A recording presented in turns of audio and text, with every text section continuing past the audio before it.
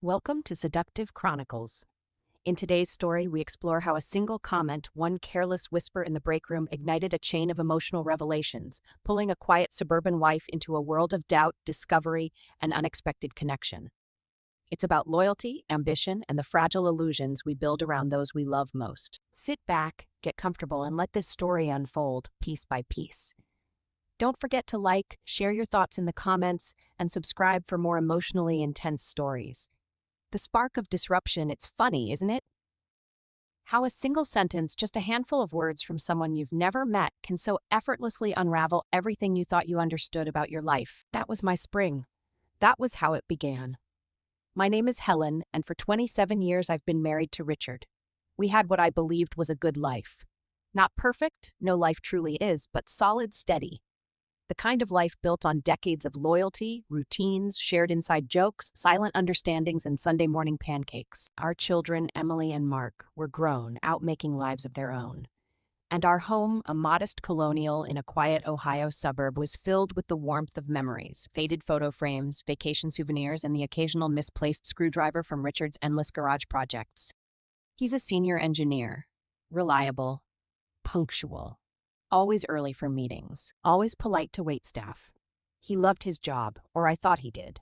He's the kind of man who planned our summer road trips with military precision and still left extra time for surprise detours. Predictable? Yes, but in the most comforting way. That illusion held until one Tuesday. A name I shouldn't remember. Richard came home from his usual team meeting. I was in the kitchen, ginger and garlic sizzling in a stir-fry pan, half listening as he grumbled about new management directives. Then he said a name, almost like an afterthought. Mark Jenkins thinks he knows everything. I didn't think much of it. Jenkins was someone he'd mentioned in passing before. A newer hire, ambitious. Probably wore cologne that cost more than our weekly grocery bill. Richard sighed and undid his tie like he always did. I nodded and returned to the vegetables. Just office politics? Just another name? But I couldn't have known that name would soon haunt me, that Jenkins would become the center of a slow unraveling I never saw coming. Carol's whisper, it wasn't Richard who told me what Mark Jenkins said. It came from Carol, Dave's wife. Dave is Richard's closest work friend. Carol and I weren't especially close, more like friendly acquaintances. We shared the same book club, sipped coffee over bestsellers, swapped holiday cards with handwritten notes. That night, at Susan's cozy living room during our bi-monthly meeting, the novel discussion faded, and the real conversation began. Gossip, secrets, off-the-record truths. Carol leaned in, voice low, napkin twisted nervously in her hands. Helen, I wasn't sure if I should even say anything, but it's about something Jenkins said. About Richard. My heart fluttered, just a flicker. I reached for my coffee, tried to act casual. Oh? Carol's lips tightened. After that big client presentation, Jenkins was in the break room talking to some of the younger guys. He didn't know Dave was nearby. And he said something like... She hesitated. It's a shame Richard is so set in his ways. Someone with his experience should be aiming higher, not just coasting toward retirement. Coasting. She said the word so softly it might have slipped past anyone else. But it echoed through me. A tiny seed of doubt, the word clung to me like smoke. Coasting. Not my Richard. Not the man who built a wooden train set for grandkids we didn't even have yet. Not the man who made lists for everything, from car maintenance to weekend hikes. But Carol looked so sincere, so unsettled. Dave, she said, was furious. Said Jenkins had a silver tongue but a sharp blade behind it. I laughed weakly. He sounds like a real piece of work. But inside... I wasn't laughing. A seed had been planted, a quiet, unwelcome whisper. What if there's truth in it? What if Richard has settled, not out of peace, but out of resignation? What if the routines I found comforting were really walls? That night, Richard lay beside me, asleep. I stared at the ceiling, breath caught in my throat. And for the first time in years, I wasn't sure if I truly knew him. The shift, the days that followed, were deceptively normal. But inside me, something had shifted. I began watching him differently, listening closer. Was he just tired, or tired of something? Was he content, or quietly fading? I thought of Jenkins more than I care to admit, not out of obsession, out of confusion. Who was this man who had stirred such unease? Was he a backstabbing climber, or someone trying, however clumsily, to push the company and maybe Richard forward? I considered telling Richard what Carol had said, but I didn't. He had enough stress. And truthfully, I was afraid of what he might say, or not say. Instead, I did something that still feels ridiculous. I looked up Jenkins online. The face behind the words his LinkedIn was sparse. A corporate smile. Younger than I expected. Confident. Sharp jaw. The kind of face that closes deals over bourbon and leaves people reeling. He didn't look like a villain, and that unnerved me. Seeing him made the story more real. Less like an office rumor, more like a person. A man with opinions and ambitions, and maybe, just maybe, a reason for what he said. Still, I had no closure. Just growing doubt, and a quiet ache I couldn't name. The opportunity came quietly. An open email on Richard's study computer, a company barbecue, family invited, a celebration. Among the RSVPs marked Jenkins. I stared at the name like it was a secret code. My heart thumped.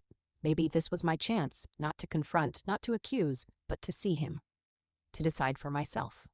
I'd love to come, I told Richard that evening, surprising us both. The barbecue encounter, it was a beautiful spring day. Families filled the park.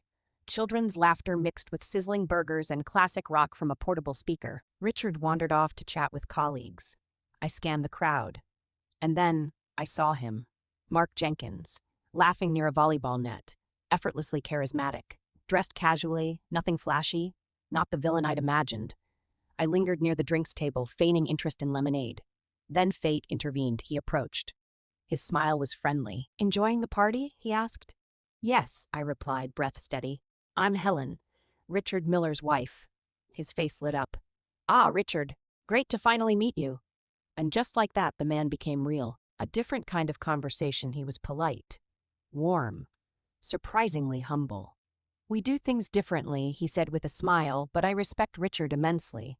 His experience is priceless." He paused, then added something I wasn't expecting. "I sometimes worry he doesn't get the recognition he deserves. He's got so much more to offer." Wait, what? This wasn't the Jenkins from Carol's story. This man was concerned. Admiring, even. My confusion deepened. Could both things be true? I left that barbecue with more questions than answers, but also something else, the sense that maybe Jenkins wasn't the enemy. The coffee with Carol. A week later, over coffee, Carol asked, "Did you see Jenkins?" I nodded. We spoke. He blinked. "Well, that's not what Dave heard." I hesitated. Could there have been a misunderstanding? She shrugged. Maybe. Or maybe he's just playing office politics. The ambiguity stung, but something inside me was shifting. I didn't want to believe the worst anymore. The unexpected lunch a week after that. I was downtown, art exhibit, solo outing. On impulse, I walked near Richard's office. And then, like fate itself was listening, I saw him. Mark Jenkins, ending a phone call. Alone. He looked up. Recognition flickered. "Helen?" A smile. "Want to grab a quick lunch?" My heart pounded, but I nodded. Yes, the honest truth, at a quiet cafe, we talked. Really talked. I asked him outright, "Did you say Richard was coasting?" He didn't dodge it, didn't lie. "Yes," he said, in frustration. "It was careless. I was wrong to say it like that." Then he leaned forward. "I said it because I think Richard's capable of so much more. He's brilliant, and sometimes I feel like he's overlooked, not by me, but by a system that rewards loud voices. Richard deserves to be seen." I was stunned. This wasn't malice. It was admiration in disguise. A new understanding. He spoke of Richard like a hidden gem, a man whose humility had kept him in the background. "I want him to shine," Mark said, "to lead."